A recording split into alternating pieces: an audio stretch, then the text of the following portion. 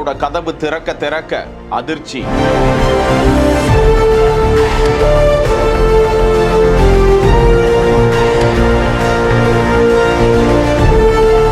பகிர்ந்திருக்கும் இயற்கை நேசர் சுப்ரியா சாஹூ. சுதந்திர உலகத்தில் விடப்பட்ட சிறுத்தை.